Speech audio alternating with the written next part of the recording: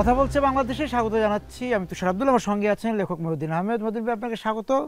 কথা বলছে বাংলাদেশে, এই যে কথা বলছে বাংলাদেশ, বাংলাদেশ এখন কি কথা বলছে? বাংলাদেশ তো অনেক কথা বলছে, আবার অনেক কথা বলছে না, চুপচাপ। তো এইরকম একটা মানে আমি বলবো যে এক ধরনের ট্রানজিশনাল বা এরকম সবগুলি তো আমরা ক্রান্তিকাল বলি, এখন ওই রকম একটা অবস্থা চলছে। কিছু বলা যাচ্ছে, কিছু বলা যাচ্ছে না। অনেক কিছু জানছি, শুনছি, আবার অনেক কিছু জানছি না। কিন্তু যে আমরা যেটা দেখেছি যে বলা হতো যে আগের যে সরকার চলে গিয়েছে, হ্যাঁ, ক্ষমতা ছেড়ে, তাদের সময় এক ধরনের কথা ছিল যে অনেক কথা বলা যাচ্ছে না, মূলধারা গণমাধ্যম বলতে পারছে না। আপনি যেটাকে বলছেন যে হুজুগের একটা ভাগার ফেসবুক বা সামাজিক যোগাযোগ মাধ্যম বলে, সেখানে অনেকে বলার চেষ্টা করেছে। কিন্তু এখনও কি ওই প্রক্রিয়াতেই আছে, মানে কথা বলছে না বাংলাদেশ? মানে আগের সঙ্গে যদি তুলনা করি, মানে 24-এর 5ই আগস্টের আগের সঙ্গে পরের তুলনা যদি করি, তখন এক ধরনের পরিস্থিতি ছিল। আমরা দেখতাম যে ভিন্ন মতের প্রতি সম্মান, সহনশীলতা এগুলো ছিল না তেমন, এবং রাজনৈতিক প্রতিহিংসার ব্যাপার ছিল, গোয়েন্দাদের তৎপরতা ছিল খুবই বাজে ধরনের। তারপরে এই যে টেলিফোনে আড়ি পাতা, মানে একটা শ্বাসরুদ্ধকর অবস্থার মধ্যে ছিলাম। এরপরে যেটা হয়েছে, আমরা তো নতুন করে স্বাধীন হয়ে গেলাম, কিন্তু পরিস্থিতিটা পাল্টে গেল। এখন কিন্তু এই সরকার বা সরকারের উপদেষ্টারা এরা হুমকি ধামকি দিচ্ছেন না তেমন, কিন্তু এখন যেটা হচ্ছে এটা মানে এটা গণপর্যায়ে চলে গেছে। এখন যদি 10 জন লোক মিলে একজনকে ধরে বলে যে এই লোকটা তো দোষর, হ্যাঁ দোষর, তাহলে সে ভিকটিম হয়ে যাবে, সন্ত্রাসের শিকার হবে। তো এই পরিস্থিতিটা আমরা দেখেছিলাম 72 সালের দিকে। মানে যাকে পছন্দ না বলতাম আরে এই বেটা তো রাজাকার, বাস তাকে পিটুনি দিয়ে অনেক সময় মেরেও ফেলা হয়েছে, তাই না? এই যে ট্যাগিং, আমরা যে একটা শব্দ বলি ট্যাগিং, এই যে আপনার মত আমার পছন্দ হলো না বা আপনি সহমত একটা শব্দ, হলাম না আমি, আপনি আমাকে বলে দিলেন যে আমি ওই পক্ষ। হ্যাঁ, আবার যখন 24-এর পরে মানে এই যে ধরুন 5ই আগস্টের পর আবার যখন আবার আপনার সাথে আমার মিলছে, তখন আপনি বলছেন যে আমি তাহলে আবার দোষর। এই যে এই জায়গাটায় যে রাজনীতিটা বা আমাদের সমাজ চলে আসলো, এই পরিস্থিতিটা তো থেকে আমরা বেরোতে পারলাম না। এটা হচ্ছে যে আমরা মানে সম্ভবত আমরা একটা জাতি হয়ে উঠতে পারি নাই, আমি প্রায়ই বলি। কিন্তু তারপরেও আমরা যদি বলি যে আমাদের এই ভূখণ্ডের সীমার মধ্যে যে জনগোষ্ঠী, আমরা আসলে মানে সমষ্টিগতভাবেই অসহিষ্ণু, হিংসুটে, পরশ্রীকাতর, এবং আমরা গীবতকারী। ফলে যেটা হয়েছে, আমাদের কিন্তু সহনশীলতা একদম নিম্নতম পর্যায়ে চলে গেছে। এখন ভিন্ন মতের প্রতি যে আক্রমণাত্মক হয়ে ওঠা, প্রতিহিংসাপরায়ণ হয়ে ওঠা, এটা কিন্তু দিন দিন বাড়ছে। 71-এর মুক্তিযুদ্ধের পরে যখন আমরা একটা নতুন রাষ্ট্র পেলাম, আমরা অনেকে আশা করেছিলাম অনেক কিছু হবে, আকাঙ্ক্ষা। তো সেই আকাঙ্ক্ষার সাথে তো তাল মিলিয়ে আমরা চলতে পারি নাই, মানুষও পারে নাই, সরকারও পারে নাই। তো ফলে যেটা হয়েছে, এই যে আকাশচুম্বী আকাঙ্ক্ষা আর আমাদের যা প্রাপ্তি, এর মধ্যে যে ব্যবধান, এটা দিন দিন কিন্তু বাড়ছে, কমছে না, ক্রমাগত বাড়ছে। তো প্রতিবার আমরা যখন দেখি একটা রাজনৈতিক পালাবদল হয়, তখন আমরা আবার আশায় বুক বাঁধি যে এবার হয়তো পরিস্থিতি পাল্টাবে, কিন্তু পাল্টায় না। আমরা কেন আশা বেঁধে রাখি? কারণ আমরা তো ভালোভাবে বাঁচতে চাই, একটা কমফোর্টেবল লাইফ চাই, আমরা সবাই শান্তি চাই, মানে এটা তো চাওয়া আমাদের, কিন্তু আমরাই আবার এগুলো নষ্ট করি। আপনি একটা কথা, আপনার একটা লেখাতে আমি পড়ছিলাম কয়েকদিন আগেই মনে হয়, লিখেছেন যে এই যে যারা আত্মত্যাগ করেন, যারা মানে রাজনৈতিক ভাষায় শহীদ হন, আত্মত্যাগ করেন, তারা এই যে 71, তারপরে যে আমরা পেলাম না আকাঙ্ক্ষা, আমাদের 90-এর গণ আন্দোলন এবং সর্বশেষ জুলাইতে যারা প্রাণ দিলেন, তারা কি ওই যে আপনি বলেছেন যে তারা একটা সময় বলবে যে আমরা কি মিছেই প্রাণ দিলাম? হ্যাঁ, সেটাই। যেমন আমি প্রায়ই বলি যে দেশটা যে এই অবস্থায় আসবে, এটা জানলে তো আমি মুক্তিযুদ্ধ করতাম না। আপনি নিজের জায়গা থেকে? হ্যাঁ, আমি নিজেই বলছি, আমি কেন করব? কারণ আমার প্রাণটা যেতে পারতো। আমার অনেক বন্ধু বান্ধব মারা গেছে না মুক্তিযুদ্ধে, অনেকে স্বজন হারিয়েছে না, তো তারা কি পেল, তাই না? এখন মুক্তিযুদ্ধের 55 বছর পরে যদি আমাকে দেখতে হয় যে আমাদের রাজনীতির কেন্দ্রে আছে ব্যক্তি এবং পরিবার পূজা, তো এটার জন্য তো আমরা মুক্তিযুদ্ধ করি নাই। আমরা দেখছি যে এখন অনেকে এখানে খিলাফত প্রতিষ্ঠা করতে চায়। আমি তো খিলাফত প্রতিষ্ঠা করার জন্য মুক্তিযুদ্ধ করি নাই, তাই না? সেই রাষ্ট্রের স্বপ্ন তো দেখেন। হ্যাঁ, না তো সুতরাং কেন তাহলে মুক্তিযুদ্ধ করলাম? তাহলে তো আগেই ভালো ছিল, ব্রিটিশ আমলই ভালো ছিল, আমি এইভাবে বলবো। মানে জায়দিন ভালো, সেটাই ব্যাপারটা। তাই সেই জন্যই খুব এখানে একটা ভয়ঙ্কর একটা সময় এবং বলবো যে বা দুঃসময়ের মুখোমুখি আমরা এখন। কিন্তু আমি এখানে একটু আপনাকে বলতে পারি, আপনি তো ইতিহাসের চর্চা করেন, সেই জায়গা থেকে আপনার কাছে মনে হয়েছে যে এরকম একটা দেশ স্বাধীন হওয়ার জন্য বা একটা সার্বভৌম রাষ্ট্রের জন্য যারা যুদ্ধ করেছেন, প্রাণ দিয়েছেন, পরবর্তীতে ওই রাষ্ট্রের জনগণ এত বিভক্ত হয়ে পড়েছে, এরকম কোন রাষ্ট্রের উদাহরণ আপনার কাছে আছে বাংলাদেশ ছাড়া?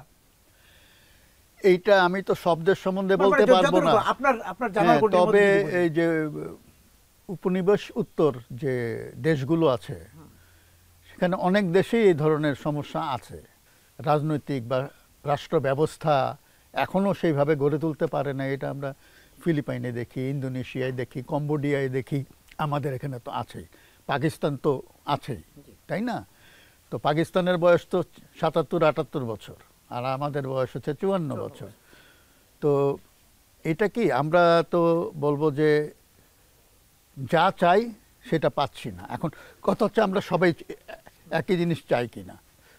আমরা সবাই একই জিনিস চাই না। আমাদের মধ্যে যারা একটু মনে করেন যে ক্ষমতার চর্চা যারা করেন একটা গোষ্ঠী, এরা ক্রমশ এরা অলিগার্ক হচ্ছে, তাই না? রাজনৈতিক দলগুলো সিন্ডিকেটে পরিণত হচ্ছে, এবং তাদের চাওয়া আর আমাদের চাওয়া কিন্তু এক না। তারা আমাদের অনুভূতি, আমাদের আবেগ, আমাদের প্রতিবাদ, আমাদের আন্দোলনকে তারা ব্যবহার করে ক্ষমতায় যাওয়ার সিঁড়ি হিসাবে। ক্ষমতায় যাওয়ার পরে তারা আগে যে প্রতিশ্রুতির বন্যা বইয়ে দিয়েছিল, সেটার ধারে কাছেও তারা যায় না। তারা বলে একটা, করে আরেকটা। তো আমি বলবো যে রাজনৈতিক দলগুলোর যে যত ইশতেহার আছে, এগুলি সবই হচ্ছে প্রতারণার কথা। অর্থাৎ যেটা তারা অঙ্গীকার করে সেটা তারা বলে, এবং যেটা তারা বলে নাই সেটাই তারা করে। এবং যারা মনোনয়ন পান বা যারা ভোটের জন্য মাঠে নামেন, তারা নিজেরাই ইস্তেহারটা পড়েন কিনা, সেটা তো একটা প্রশ্নের বিষয়। পড়েন জানেন না তো যে দলের ইস্তেহার কি? না, পড়েন বলে মনে হয় না, কারণ এগুলো তো আমি বলবো যে কিছু টেকনিক্যাল ওয়ার্ক, মানে কিছু লোক এগুলি লিখে দেয়। দলের নেতারাও যেগুলি লেখেন তা তো না, এগুলো কিছু কিছু লোক মানে অ্যাসাইন্ড হয়ে এগুলি লিখে দেয়, বলে দেয় তারা, আচ্ছা ঠিক আছে এই সম্বন্ধেও একটা প্যারাগ্রাফ দাও, ওই সম্বন্ধেও একটা প্যারাগ্রাফ দাও, আচ্ছা পরিবেশবাদ বললো 3 লাইন লিখে দাও, নারীবাদ বললো আচ্ছা এখানে এক প্যারাগ্রাফ লিখে দাও। হ্যাঁ, তো এইভাবে কিন্তু আস্তে আস্তে ইশতেহারটা বড় হয়, হাজার হাজার দফা ঢুকে যায়, এবং এগুলি কেউই মনে রাখতে পারে না। এবং দলের লোকের বাইরে ভাড়াটেরাই বেশি লিখে এগুলো। হ্যাঁ, ওই তো বললাম তো অ্যাসাইন্ড হয়ে এগুলো লেখে। মানে আমাদের অভিজ্ঞতা থেকে আমি বিরতিতে যাব, ফিরে এসে একটু জানতে চাই যে আমাদের যে রাজনীতিবিদ, আমরা বলি রাজনৈতিক নেতা, নেতা কি তৈরি হলো, এই প্রশ্নের উত্তর আপনার কাছ থেকে বহুদিন যাবত আমার শোনার ইচ্ছা। একটু বিরতি থেকে এসে আবার এই বিষয়ের উত্তর জানতে হবে। দর্শক, আমরা কথা বলছি বাংলাদেশে, বিরতি থেকে।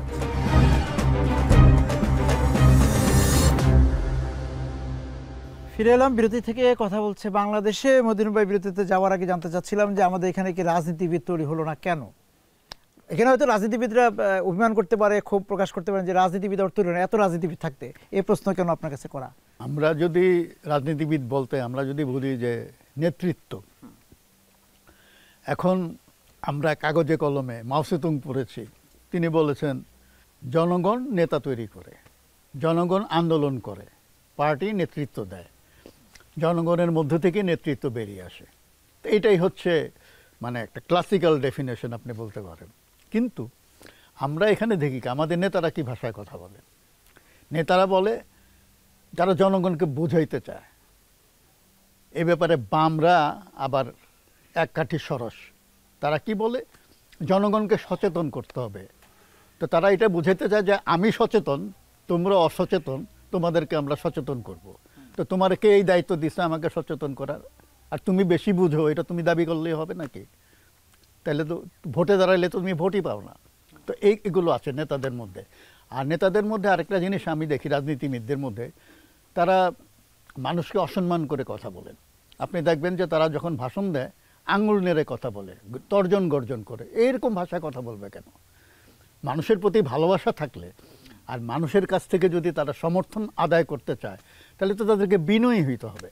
কিন্তু আমাদের এখানে রাজনীতির মধ্যে থেকে বিনয়টা ক্রমশ অপশ্রিয়মান, ঔদ্ধত্য বেশি, অহংকার বেশি, আমি সব জানি, আমি যা বলি সেটাই করব, এইরকম কথাবার্তা তারা বলে। তো হম্বিতম্বি। তো এবং রাজনীতিবিদের একটা চরিত্র আপনি দেখেছেন কিনা যে তারা আমরা থেকে আমিতে পরিণত হয়। হ্যাঁ, মানে সে হচ্ছে, রাজনীতিবিদরা মনে করে সে হচ্ছে একজন মেসিয়া, আমাদেরকে এসছে হেদায়েত করতে। তো তার ভাবভঙ্গিটা এরকম। এবং একজন নেতা যখন হাঁটে আপনি দেখবেন, সেটা বড় নেতা হোক, পাতি নেতা হোক, তার আশেপাশে 10-15-20 জন লোক হাঁটাহাঁটি করে, অনর্থক, এদের কোনো কাজ নাই। আমি মাঝে মাঝে ভাবি, এই যে দলে দলে লোক নেতার আশেপাশে সামনে পিছনে ছুটছে, এদের কি কোনো কাজ নাই? এদের সংসার চলে কেমনে? পরে আমি বুঝতে পেরেছি এদের সংসার চলে চাঁদাবাজি করে। চাঁদাবাজি করতে হলে তো আপনাকে অফিস করার দরকার নাই, এটা আপনি ধমক দিয়ে আদায় করতে পারেন, টেলিফোনে আদায় করতে পারেন, এজেন্ট নিয়োগ করে আদায় করতে পারেন। বেশিরভাগ রাজনীতিবিদই হচ্ছে চাঁদার উপরই নির্ভরশীল, তাদের দৃশ্যমান কোনো কাজ নাই। আমাদের সংসদে বা রাজনীতিতে সামরিক, বেসামরিক, আমলা এবং ব্যবসায়ী, একটা পর্যায়ে আমলারাও সংখ্যালঘু হয়ে গেলেন, ব্যবসায়ীদের প্রাধান্য। ব্যবসায়ীদের কি নেতা হয়ে ওঠাটা খুব সহজ না, এটা কি আসলে দিন শেষে হতে পারে? এটা আগে আমরা দেখতাম যে রাজনীতি করতেন বা জনপ্রতিনিধি নির্বাচিত হতেন, এদের মূলত এদের পেশা ছিল আইন পেশা, আইনজীবীরাই, কিছু শিক্ষক, তো এরাও ব্যবসায়ী, আইন ব্যবসায়ী। এখন আইন ব্যবসায়ীদের সাথে সাথে আলু, পটল, মরিচের ব্যবসায়ীরাও উঠে আসছে, মূলত সবাই ব্যবসায়ী। তো এখন এইভাবে চলে গেছে। আর যেহেতু নির্বাচনটা হয়ে গেছে টাকার খেলা, সেখানে যার ব্যবসা যত বেশি, যত বড়, যার টাকা যত বেশি, এবং টাকা দিয়ে যে পেশি শক্তি মেনটেন করতে পারে যত বেশি, মানে এটা বিনিয়োগের জায়গা, এটা একটা বড় বিনিয়োগ। ভালো মানুষ, সৎ মানুষের হাত থেকে রাজনীতি চলে গেছে দুর্বৃত্তদের হাতে। তো দুর্বৃত্তের তো একটা ধর্ম আছে, সে লুটপাট করবে, চুরিচামারি করবে, প্রতারণা করবে, মানুষ পেটাবে, মারবে। তো এইভাবেই রাজনীতিটা আসলে দুর্বৃত্তরা ছিনতাই করে নিয়ে গেছে। পরিবারতন্ত্র শব্দটা বলেছিলেন শুরুর দিকে, এই যে পরিবারতন্ত্রর আগে আরেকটা বিষয়ে যেতে চাই, যে আপনি বলেছেন আমরা বারবার ওই যে প্রতারিত, ধাক্কা খাওয়া, ৭১ হলো না, ৯০-এর যে আন্দোলন, স্বৈরাচার বিরোধী আন্দোলন ছিল, তো এখানে রূপরেখা তৈরি হলো, সেই রূপরেখার বাস্তবায়ন আমরা দেখি নাই। আমি জানি না, আপনার পর্যবেক্ষণ আরো তীক্ষ্ণ হবে। এবং ওই যে আবার একটা জুলাই সনদ হলো, আপনি এর বাস্তবায়ন বা প্রাপ্তিযোগ কি মনে করছেন ভবিষ্যতে? না, আমরা যদি ৭০ সালে আওয়ামী লীগের ম্যানিফেস্টোটা দেখি, তার অনেক কিছুই তো বাস্তবায়ন হয় নাই, তাই না? এবং আমরা বিপরীত দেখেছি। এবং পরিবারতন্ত্রের যে কথাটি আপনি বললেন, এটা আমরা পাকিস্তান আমলে দেখলাম যে পরিবারের মধ্য থেকে উত্তরাধিকারীকে গ্রুমিং করা। আইয়ুব খানের ছেলে ছিল সেনাবাহিনীর ক্যাপ্টেন, গওহর আইয়ুব। সেই সেনাবাহিনী ছেড়ে তাকে ব্যবসা দেওয়া হইলো এবং তাকে গ্রুম করার চেষ্টা হলো, পারে নাই। মোনায়েম খানকে আমরা দেখলাম তার এক ছেলে গুন্ডামি করত। পরবর্তীতে আমরা দেখলাম যে শেখ মুজিবের ছেলে কামাল, সেও একসময় গুন্ডামি শুরু করে দিল। ভাগিনা শেখ মনি বাড়ি টাড়ি দখল করে, প্রেস, বাংলার বাণী সব তো দখল করা, তাই না? এখন আমাদের এখানে যখন একটা রাজনৈতিক শূন্যতা তৈরি হয়, সেটা পূরণ করার জন্যে এরা পরিবারের ভেতরেই খোঁজে উত্তরাধিকার। তো সেটা আমরা এইভাবেই, কিন্তু আওয়ামী লীগে শেখ হাসিনা নেতা হলেন, বিএনপিতে খালেদা জিয়া নেতা হলেন, এবং এই দুই পরিবারের মধ্যেই কিন্তু ঘুরপাক খাচ্ছে, এবং তারাই কিন্তু এটাকে জাস্টিফাই করে। ওবায়দুল কাদের একবার এক মিটিংয়ে বললেন প্রকাশ্যে যে মুজিব পরিবার থেকেই নেতৃত্ব আসবে। ভালো কথা, তিনি তার এই কথা বলার পুরস্কার পেলেন, 3 বার সাধারণ সম্পাদক হলেন। ব্যারিস্টার নাজমুল হুদার কথা মনে আছে, তিনি তো প্রায় ডিগবাজি দিতেন। একবার তিনি বললেন যে বিএনপি নেতৃত্ব জিয়া পরিবার থেকেই আসবে, তো আসছে। ওই যে ব্যারিস্টার রফিকুল হক একজন ছিলেন, যিনি হাসিনা এবং খালেদা দুইজনেরই আইনজীবী ছিলেন ১-১১ সময়। তো ওই সময় তো খালেদা জিয়া অন্তরীণ, তারেক রহমান নির্যাতিত হয়ে দেশ ছাড়া। তো এই সময় তিনি একটা ফর্মুলা দিলেন যে না, তারেকের স্ত্রী দলের হাল ধরতে পারে, মানে পরিবারের বাইরে দেখার মতন ইচ্ছা, দৃষ্টিভঙ্গি এবং ক্ষমতাই এদের নাই। সো আমরা এই পরিবার পূজার মধ্যেই কিন্তু আটকে আছি। এবং ছোটোখাটো দলগুলি যদি দেখেন, সেগুলো এক ব্যক্তি কেন্দ্রিক। ওই ব্যক্তি না থাকলে বাকিদের নামও আপনি বলতে পারবেন না, এর ব্যক্তি সর্বস্ব। রাজনীতিকে তো ডান বাম বলা হয়, তারপরে যে আপনি খেলাফত ইসলামিস্ট বলা হচ্ছে, নানা রকম বলা হচ্ছে। আমাদের রাজনীতিটা আগামীতে কোন দিকে যাচ্ছে? বামদের ব্যর্থতার কারণ কি? ডানেরও তো আবার অনেক রকম ডান আছে, এটা একটু যদি ব্যাখ্যা করেন আমি ফিরে এসে শুনবো। দর্শক, আমরা যাচ্ছি কথা বলছে বাংলাদেশের বিরোধী। বিরতির পর ফিরে এলাম, কথা বলছে বাংলাদেশে। মহিউদ্দিন ভাই যাওয়ার সময় বলছিলাম, বিরতিতে যাওয়ার সময় বলছিলাম যে এই যে বাম ডান, হ্যাঁ, এবং কেউ কেউ বলে যে মানে ডানেরও অনেক রকম গতি আছে, নানা রকম তা সেই জায়গা থেকে বলা যে আমাদের রাজনীতি সামনের দিকে রাজনীতিতে আমরা যদি জুলাই পরবর্তীতে আপনি বামকে কি একটু ম্রিয়মান দেখছেন কিনা, এই মিলে যদি বলেন যে আমাদের আসলে রাজনীতিটাকে এখন কারা এখানে প্রভাব বিস্তার করছে বা আগামীতে করবে। একটা কথা উঠেছিল কিছুদিন আগে যে রাজনীতিটা ডানপন্থীদের হাতে চলে গেছে, তাই না? আসলে আমরা ডান কি আর বাম কি, তো এটার তো নানা তাত্ত্বিক বিশ্লেষণ ভিত্তি সংজ্ঞা আছে।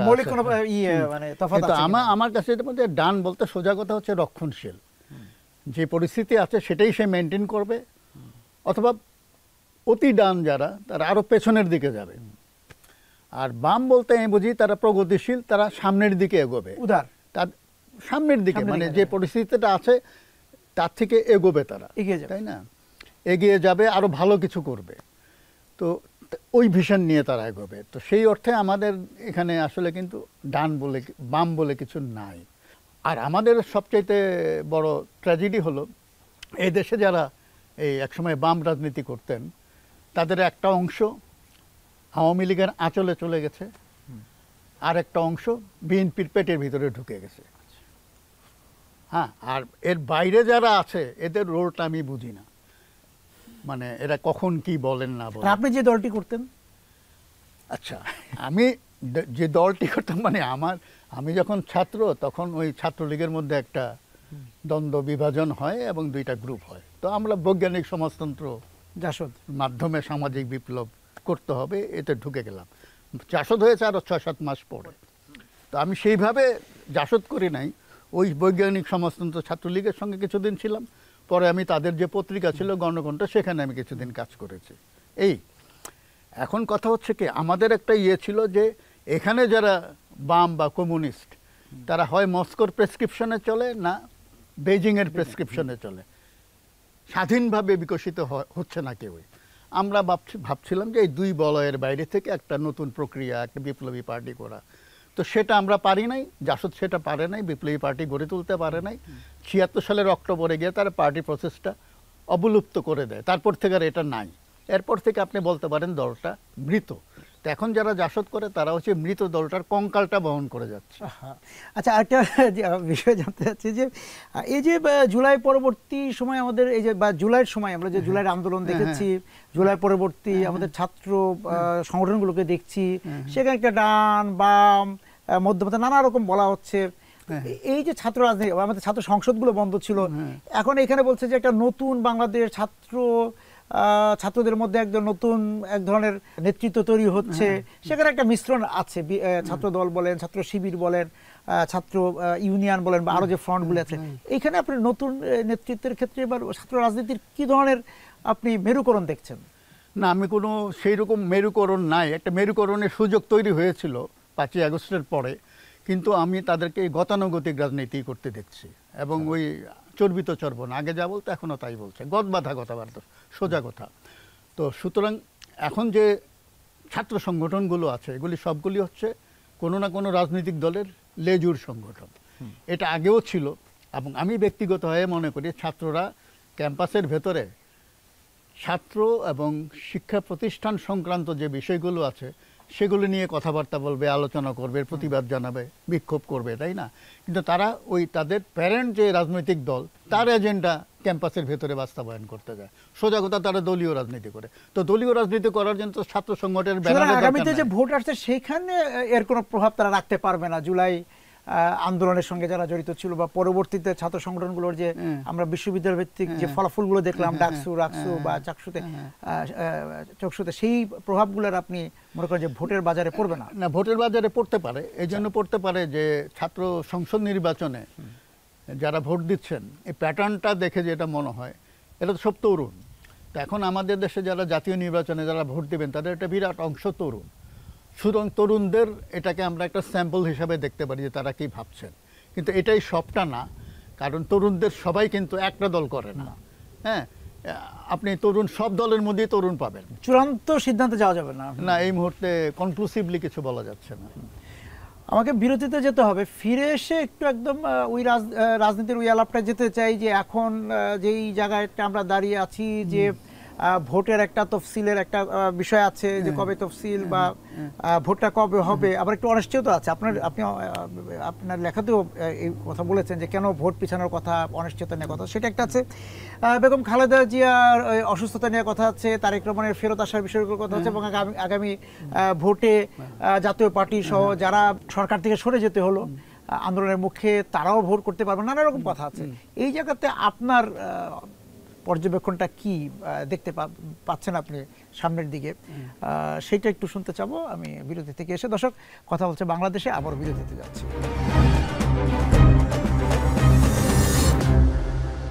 আবারও ফিরে এলাম, কথা বলছে বাংলাদেশে। আমি বিরতিতে যাবার একটা দীর্ঘ প্রশ্ন করেছিলাম, নিশ্চয়ই আপনার স্মরণে আছে প্রশ্নটি, যে এই যে খালেদা জিয়ার অসুস্থতা, তাকে বিদেশ নেওয়া না নেওয়ার একটা আমরা দেখেছি, আবার তারেক রহমান আসবেন কি আসবেন না, জুবাইদা দেশে আসলেন, তারপর তফসিল নিয়ে একটা অনিশ্চয়তা, যে ভোট হবে হবে না, এই অনিশ্চয়তাগুলিও আপনার লেখাতেও আছে, আমরা আলোচনাও করেছি। পাশাপাশি হচ্ছে যে এই ভোটে কারা অংশ নিচ্ছেন, হ্যাঁ, যাদেরকে দোষর বলা হচ্ছে বা যারা চলে গিয়েছেন, ক্ষমতা ছেড়ে ক্ষমতাচ্যুত হয়েছেন যারা, তারাও আসতে পারবেন কিনা, সব কিছু মিলে আপনার পূর্বাভাসটা কি? না, আমি এখনো বিশ্বাস করতে চাই যে নির্বাচন ফেব্রুয়ারিতে দ্বিতীয় সপ্তাহে হবে, এবং সরকার চাইলে নির্বাচনটা করিয়ে নিতে পারবে যত বাধা বিপত্তি আসুক, এবং সরকারের সামনে এটা ছাড়া আর কোনো অপশন নাই। তাদের যদি এক্সিট নিতে হয় নির্বাচন ছাড়া, তাদের আর কোনো উপায় নাই। সুতরাং নির্বাচন একটা হতে হবে, এবং আমার ধারণা সরকারের মধ্যে সেই উপলব্ধি আছে। এখন কথা হচ্ছে যে এখন যে পরিস্থিতিতে, এখানে তো ধরেন আওয়ামী লীগের কার্যক্রম তো নিষিদ্ধ, তাদেরকে নির্বাচনে তো পার্টিসিপেট করতে দেওয়া হবে না, তো এইটা একটা বাস্তবতা আছে। এর বাইরে অন্য যারা দল আছে তারা মোটামুটি সবাই নির্বাচনের জন্য মুখে মুখে যে যাই বলুক প্রস্তুতি নিচ্ছে, মানে দৃশ্যমান ব্যাপারটা আলাদা আর গ্রিন রুমের ঘটনা আলাদা। হ্যাঁ, এবং সেখানে অনেকেই চাচ্ছে এক দল আরেক দলের সাথে নেগোশিয়েট করে যতটুকু সম্ভব নিজের অবস্থানটাকে দৃঢ় করা, দর কষাকষি করে, হ্যাঁ, দর কষাকষি চলছে। এখন এইখানে নির্বাচনটার সামনে এখন সবচেয়ে বড় চ্যালেঞ্জ হচ্ছে এটা শান্তিপূর্ণ হবে কিনা। আমার কেন জানি মনে হয় যে এটা শান্তিপূর্ণ না হওয়ার পেছনে যথেষ্ট কারণ আছে। ইতিমধ্যে নির্বাচন কমিশন বলেছে যে এতগুলো মানে কেন্দ্র ঝুঁকিপূর্ণ মানে কি? ঝুঁকিপূর্ণ মানে হচ্ছে সেখানে কোনো প্রার্থী বা তার সমর্থকরা চড়াও হয়ে নিজের পক্ষের লোকদের পক্ষে যথেচ্ছ ব্যালট সিল মারবে, প্রতিপক্ষের লোকদেরকে বাধা দিবে আসতে, এবং প্রয়োজনে ব্যালট বাক্স কাঁধে নিয়ে দৌড় দিবে। এই তো প্যাটার্নটা আমরা দেখে এসেছি। এবং সেখানে আমরা জানি যে নির্বাচন কমিশন তারা যদিও বলছে, কিন্তু প্রত্যেক কেন্দ্রে তো তাদের লোক নাই। সেখানে যারা পোলিং অফিসার বা প্রিজাইডিং মানে যারা থাকেন আর কি ভোট কেন্দ্রে, তারা তো বিভিন্ন প্রতিষ্ঠানে চাকরি করেন। তো তারা কিন্তু স্থানীয় যে নেতারা যারা সেখানে নির্বাচন ম্যানিপুলেট করতে চান, তাদের সাথে সরাসরি সংঘাতে যাওয়ার মতন অবস্থায় তারা নাই, ঝুঁকি নেবেন না। ফলে অনেক ক্ষেত্রেই এটা হয়ে যায়। তারপরেও আমি বলি যে রাজনৈতিক দলগুলো যদি চায় তাহলে এটা ভালো নির্বাচন হবে। আর মুশকিল হচ্ছে রাজনৈতিক দলগুলোর অতীত আমরা যেটা জানি, তারা তো অনেকেই নির্বাচন ম্যানিপুলেট করে এসছেন, ভবিষ্যতে যে করবেন না এর কোনো গ্যারান্টি নাই। এবং সবাই মরিয়া নির্বাচনে জেতার জন্যে, এবং মরিয়া না হলে মনোনয়ন বঞ্চিতদের এই রাস্তাঘাট অবরোধ করে বিক্ষোভ করা মানে কি ধরনের মানে মরিয়া। আমাকে যেভাবেই হোক একটা মনোনয়ন পেতে হবে, এবং মনোনয়ন পেলেই আমি এমপি হয়ে যাব, আর এমপি হয়ে গেলেই আমার হাতে আলাদিনের চেরাগ চলে আসবে, এই তো ভাবটা। তো সেই জন্যই আমার মনে হয় ছলে বলে কৌশলে যেভাবেই হোক অনেকেই নির্বাচনে জেতার চেষ্টা করবে। এই চ্যালেঞ্জটা আছে আমাদের নির্বাচন কমিশনের। আর এমনি যেটা বলছিলাম যে বিএনপি জামাত বা যে খালেদা জিয়া তারেক রহমান, একটু বিএনপির অবস্থান কি আর জামাতের অবস্থান আপনি কি দেখছেন? না, জামাত তো এখন খুবই উজ্জীবিত দল, তাদের একটা পুনরুত্থান হয়েছে, দলটা তো যেভাবেই হোক সারভাইভ করে গেছে, এবং এই দলটাকে সারভাইভ করানোর পেছনে আওয়ামী লীগ এবং বিএনপির অনেক অবদান আছে। যখন তাদের সঙ্গে বনিবনা হয় না তখন তারা জামাতের বিরুদ্ধে বিষোদ্গার করে, আবার যখন নিজেদের সুবিধা মনে করে তখন তাদের সঙ্গে আবার একজোট হয়ে আতাত করে। এটাই আমরা দেখেছি, এটাই হচ্ছে রাজনীতি, এটাকে আমরা বলি রাজনীতি। বিএনপি তো বিএনপির এখন তো হচ্ছে যে খালেদা জিয়া নির্ভর রাজনৈতিক দল, এরকম ক্যারিসমেটিক নেতা তো আর নাই তাদের। আর খালেদা জিয়া এখন তার যে শারীরিক অবস্থা, যে বয়স, সব মিলিয়ে তিনি আর সক্রিয় হয়ে উঠতে পারবেন না। আর প্রশ্নটা হচ্ছে তিনি সুস্থ হয়ে উঠবেন কিনা। সুস্থ হলেও রাজনীতিতে সক্রিয় ওঠার সম্ভাবনা আমি দেখি না। আর হচ্ছে তার রাজনৈতিক উত্তরাধিকার বহন করছেন হচ্ছে তার ছেলে তারেক রহমান। তিনি একটা ফেসবুক পোস্টে যে কারণগুলি বলেছেন দেশে না ফেরার জন্যে, সেই কারণটা আপনি ব্যাখ্যা করেন নাই। ব্যাখ্যা না করার কারণে যেটা হয়েছে, সবাই আমরা ওয়াইল্ড গেস করতেছি, অনুমান ভিত্তিক কথাবার্তা বলছি। আর অনুমান ভিত্তিক কথাবার্তা বলতে গিয়া অনেকেই চটে যাচ্ছেন, অমুকে এইটা বললো কেন, অমুকে সেটা বললো কেন। তারেক রহমান তো নিজে স্পষ্ট করে কিছু বলেন নাই, না বলাতেই অনুমানগুলো তৈরি হচ্ছে। একটা সান্ধ্য ভাষা আছে। হ্যাঁ হ্যাঁ, তো অনুমানগুলির মধ্যে আছে তিনি নিরাপত্তার ব্যাপারে তিনি খুব দুশ্চিন্তায় আছেন, ব্যক্তিগত নিরাপত্তা। দ্বিতীয়ত হচ্ছে তার পাসপোর্ট ভিসা সংক্রান্ত জটিলতা আছে, এইটা একটা ব্যাপার। তৃতীয়ত হচ্ছে দলের মধ্যে গোষ্ঠীগত দ্বন্দ্ব আছে, সেখানে তিনি কিভাবে কতটুকু গ্রহণযোগ্য হবেন, এইটা একটা ব্যাপার আছে। বাইরে থেকে আমরা অনেক কিছুই বুঝি না, ভেতরে ভেতরে তারা হিসাব করেন।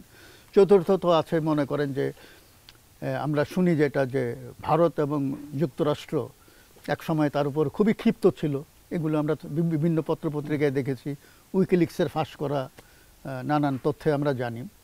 এখন সেটাও একটা ডেটারেন্ট হতে পারে যে তারা যদি অনাপত্তি না দেয় তাহলে তার পক্ষে রাজনীতিতে ফিরে আসাটা সম্ভব হবে কিনা।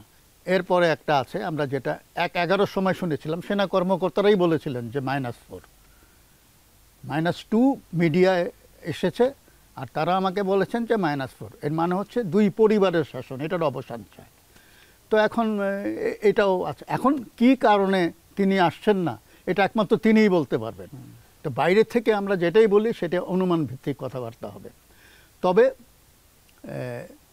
এইটা বিএনপির সামনে একটা, আমি বলবো যে একটা সংকট ভোটের মাঠে। হ্যাঁ হ্যাঁ। তাহলে আগামীর বাংলাদেশ আপনি কি দেখছেন? ভোট হলো, ভোটের পর সবকিছু মিলাই যে 54 বছর পর আমরা বিজয়ের মাসেই কথা বলছি, প্রতিবারই নানা রকম স্বপ্নের কথা বলি, নানা রকম আস্থার কথা বলি, নিজের মতো করে ছবি আঁকি বাংলাদেশের, তাই না? তা আসলে আগামীর বাংলাদেশ এই 54 বছরে যা দেখলাম, খুব এক রাতে এত বদলে যাবে না, কিন্তু এই বদলে যাওয়ার যে শুরুর যে আকাঙ্ক্ষা, সেইটার দিকে আমরা কি আসলে হাঁটতে পারবো বা হাঁটছি? আমরা নিজেদেরকে প্রায় সান্ত্বনা দিয়ে একটা কথা বলি যে আমরা আশাবাদী, কিন্তু আমরা মনে মনে জানি যে আমরা আসলে নিরাশার দিকেই যাচ্ছি। মানে এই আশা পূরণ হবার নয়। আমাদের এখানে এর আগে 12টা নির্বাচন হয়েছে, 13 নম্বর নির্বাচনটা হবে আগামী ফেব্রুয়ারিতে। এই 12টার মধ্যে 6টা ছিল অন্তর্ভুক্তিমূলক আর 6টা ছিল তামাশার নির্বাচন। তো সুতরাং 13 নম্বর নির্বাচনটাতে আগেরগুলোর থেকে গুণগতভাবে ভালো হবে, অন্যরকম হবে, এইটা বিশ্বাস করতে চাই, কিন্তু সেই শক্তিটা পাচ্ছি না বিশ্বাস করা। অতীত অভিজ্ঞতা তাই বলে। সেটাই। কিন্তু তারপরে তো যে আমরা যে ওই আশা বেঁধে রেখে চলতে হবে, আশায় বাঁধিনু বুক। হ্যাঁ, নিজের মনকে বা নিজেকে সেটাই সান্ত্বনা দেওয়া। সেটাই। তবে যে সবসময় আমরা খেলার মাঠ থেকে সান্ত্বনা পুরস্কার নিয়ে কি বাড়ি ফিরবো? এটা তো সান্ত্বনা পুরস্কার না, এটা হচ্ছে নিজেকে নিজে পুরস্কার দেওয়া। এটা আমি বলে যে এক একটা নির্বাচন হয়, জনগণ হেরে যায়, আমরা এটা বলি। আমার এখনো মনে আছে 65 সালের 2 জানুয়ারি রাষ্ট্রপতি ইলেকশন হয়েছিল, প্রেসিডেন্ট ইলেকশন পাকিস্তানে। তো ক্ষমতাসীন প্রেসিডেন্ট আইয়ুব খান ছিলেন প্রার্থী মুসলিম লীগের, গোলাপ ফুল মার্কা নিয়ে, আর সম্মিলিত বিরোধী দলের প্রার্থী ছিলেন ফাতেমা জিন্না, তার মার্কা ছিল হ্যারিকেন। তো ফাতেমা জিন্না হেরে গেছেন। তো ইত্তেফাকে ব্যানার হেডলাইন ছিল 10 কোটি মানুষের পরাজয়। আমরা অনেক সময় এই নির্বাচন এলে আমরা হেরে যাই, আমরা কখনোই জিতবো না। কোনো দল জেতে, কিন্তু ভোটার বা মানুষ হেরে যায়। আমাদের রাজনীতিটা ওই জায়গা থেকে বেরোতে পারলো না। মজিব, আপনাকে অনেক ধন্যবাদ আজকে আমাদের সঙ্গে এই কথা বলছে বাংলাদেশে যোগ দেওয়ার জন্য। দর্শক যারা ছিলেন এই কথা বলছে বাংলাদেশের সঙ্গে, আপনাদেরকে ধন্যবাদ জানিয়ে শেষ করছি আজকে কথা বলছে বাংলাদেশ।